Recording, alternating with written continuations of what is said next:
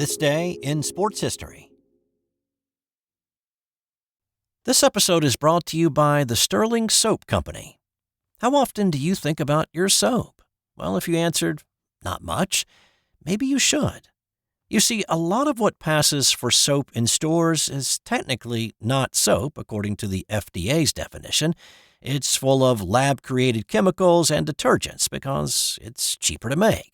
Now, what if you could buy natural soap made from natural ingredients like tallow, palm oil, coconut oil, and scented with essential oils, and for just a little bit more than you'd pay for grocery store soap? Sterling Soap is 100% natural, and with a wide variety of bath soaps, shave soaps, beard balm, lotions, and cologne, there's a product and a scent for just about everybody.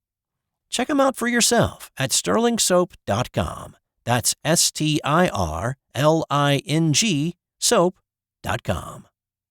It's January 11th, and on this day in 1956, a golf match was played. But it's not one that you'll find in any of the PGA Tour record books. It wasn't broadcast on television, there was no radio or print coverage of it, and there were no tickets sold to watch it. But this just may be the greatest golf match that you've never heard about. That is, unless you've read Mark Frost's beautiful book titled The Match. It is a great read, and if you enjoy golf, it is a must-read. So this was a quickly arranged match between pros Ben Hogan and Byron Nelson and amateurs Ken Venturi and Harvie Ward. Eddie Lowry was a prominent car dealer on the West Coast, and he employed good amateur golfers to sell his cars. He'd pay them to not only sell his cars, but to go play golf with his clients. Venturi and Ward were hands down his two best golfers, and those two had been playing as a pair in best ball matches for several years, and they'd never lost. And Lowry was confident that his dynamic duo could take on and beat two of the best pro golfers walking the planet at that point. He put the bet to the wealthy George Coleman, who gladly accepted. Hogan and Nelson were both in Monterey for Bing Crosby's annual Clambake golf tournament. Hogan and Nelson were going out to play a practice round anyway. A little competition would do them some good. And so they both said, yeah, they'd play the amateurs. Now, it's not like Venturi and Ward were unknowns. Hogan had taken Venturi under his wing as much as the Hawk was prone to do at that point, and he didn't do it very often. He was sure that Ken would someday win a U.S. Open championship, which he did 8 years later. Ward was a native Southerner who'd won the British Amateur in 1952 and the U.S. Amateur in 1955, and he'd do it again in 56. So the pros knew that they weren't playing a couple of chumps, but they also probably did not expect to be pushed by these young guns as much as they were. On the morning of the 11th, Hogan, Nelson, and Venturi were on the range at Cypress Point Golf Club pounding balls. Ward was nowhere to be seen. He was a notorious partier, and 5 minutes before they were scheduled to tee off, Ward came screaming into the parking lot in his convertible, grabbed his clubs, hopped into his shoes, and he walked to the first tee, a little bit hungover, but ready to play. And they were off. Despite being retired for more than a decade, Nelson was still sharp, and he was able to throw a few darts at the early pins and roll in some birdies, only to be matched by Venturi's sharp shooting and confident putting. Everybody's game was elevated with the back-and-forth competition. Great shots were not just matched, they were bettered. Nelson would drop his approach 6 feet from the cup, Venturi would drop his to 5 feet. Ward would roll in a birdie putt, and Hogan would carve his in right after it. The match was all square after 9, and word of the match going on at Cypress started to spread by word of mouth around Monterey and the peninsula there. And what had started off as 4 golfers, their caddies, along with Lowry and Coleman, started to balloon to a few hundred as they came to the 10th hole. The 10th was playing as a 475-yard par 5. Hogan hit 2 solid shots and had a wedge to the green. His approach landed 6 inches from the cup, and it rolled in for an eagle 3. It went unmatched by Venturi or Ward, and the pros were one up. It stayed that way all the way to the 18th, with marvelous golf shots followed by even more exquisite ones. On the 18th, with Nelson and Ward both in with pars, it was up to Ken and Ben. Venturi had a downhill 12-footer for birdie. He got it rolling along the right line, and it disappeared into the bottom of the cup for a 3, forcing Hogan to make his. Now, Hogan's ball was above the hole and about 10 feet away. It had a little bit of a curl to it, and it was not an easy putt by any stretch. But he was not about to let a couple of amateurs beat him. He never lingered over the putt, and the now several thousand who'd caught wind of this match and circled the green watched as his putt rolled into the hole for a birdie 3 as well. Hogan and Nelson had won the match 1-up. When they'd added up the scorecards, Hogan had tied his own course record of 63. Venturi had shot a 65, and Nelson and Ward each shot 67. Hogan's and Nelson's best ball score was a 58. Venturi and Ward shot a combined 59. While there was money bet on this round prior to teeing off, Ben and Byron both refused any money from the amateurs. It would have cheapened what each man had just experienced and enjoyed for the sake of the game. On this day in 1987, John Elway and the Denver Broncos stuck a dagger in the hearts of Cleveland Browns fans everywhere, and it's a wound that may never heal. This was the AFC Championship game being played in front of a capacity crowd of 80,000 at Cleveland Stadium. NBC's Dick Enberg opened the broadcast that day with these words.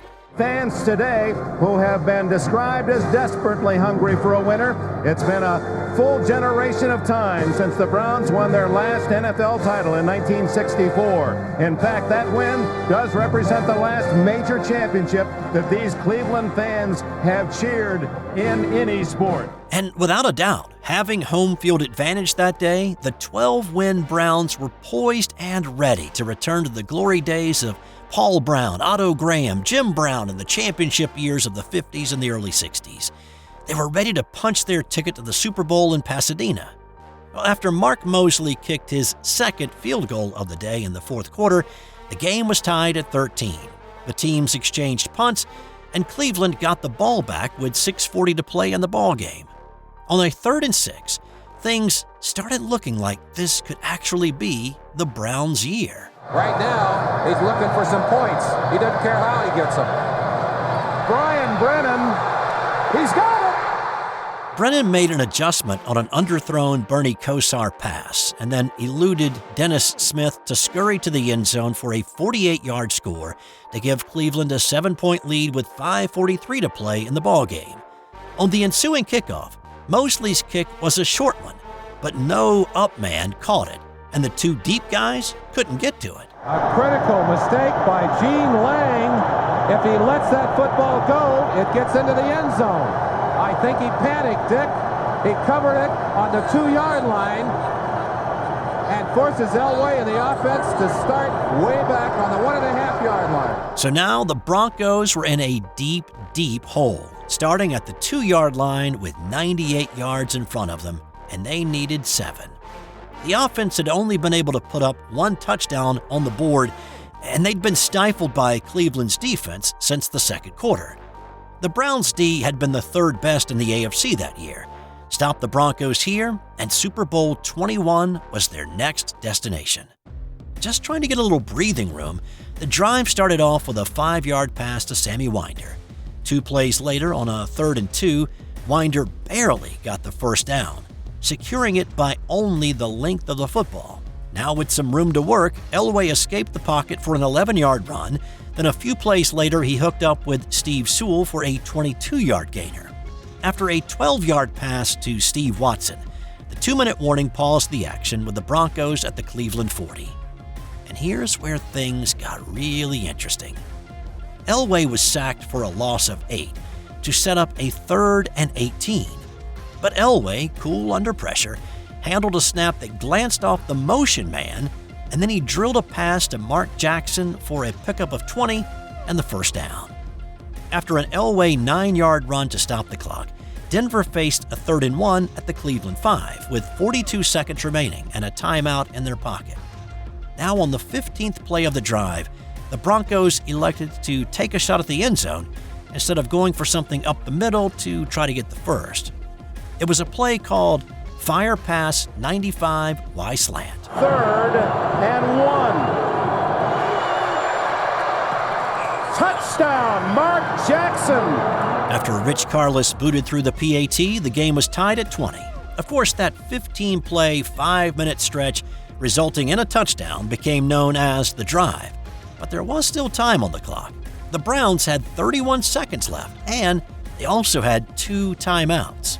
However, Marty Schottenheimer played it safe, with Kosar taking a knee, running out the final seconds of the clock and sending the game to overtime. The Browns actually won the coin toss, and they had a chance to win this game in what was then sudden death OT. Cleveland had actually won all 3 of their previous OT games that season, including the one I talked about back on the 3rd, while Denver had not played in any OT games. But the Browns went 3 and out and punted it away on the only possession that they would get. Starting on their own 25, Elway led another drive that included another long 3rd down conversion. He's got some running room, but elects to throw, and there's Watson at the 23-yard line. Steve Watson off a scramble by Elway, and Denver is in field goal range. After 3 more plays, barefoot kicker Rich Carlis hit the 33-yarder to win the game 23-20, sending the Broncos to Super Bowl 21. Also on this day in history, in 1983, Edmonton's Pat Hughes scored 2 shorthanded goals in a span of 25 seconds, breaking a record set by Wayne Gretzky. That record was bested 5 years later, also by an Edmonton Oiler, when Asa Tikkanen scored a pair of Shorties 12 seconds apart. And in 1953, J. Edgar Hoover turned down a $100,000 offer to take over as chairman of the board of the International Boxing Club. And you have to wonder, how might history have been different if he'd actually taken that job? And time now for today's That's Got Nothing to Do with Sports fun fact. The daily ration for a person in the Italian military includes a shot of alcohol. It's an 80-proof breakfast cordial.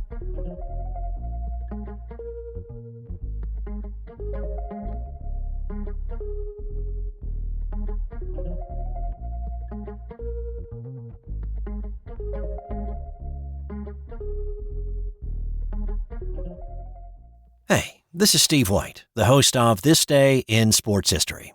Thanks for listening to this episode. If you enjoyed the episode or you're a fan of the podcast, can I ask you to do me a favor?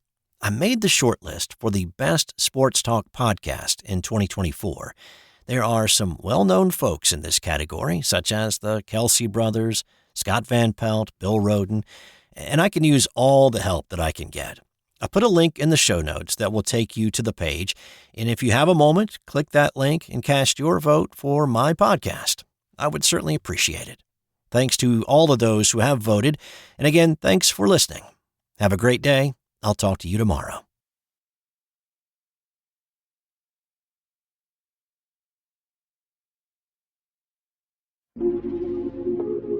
This has been an original Thrive Suite production. Hey there, sports history fans. We've got some exciting news to share with you.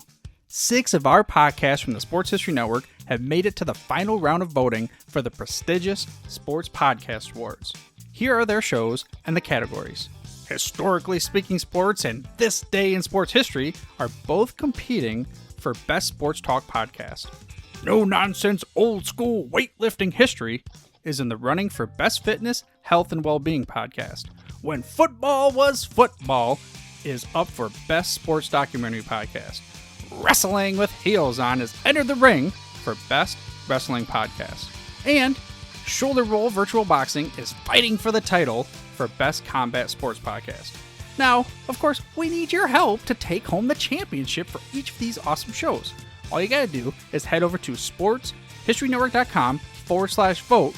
Cast your vote for your favorite shows, or better yet, all 6 of them. Again, every vote counts, and we got to show the world how much sports history really matters. So thank you for your support and making Sports History Network the headquarters for sports yesteryear. But again, don't wait. You got to go vote now. That's over at sportshistorynetwork.com/vote.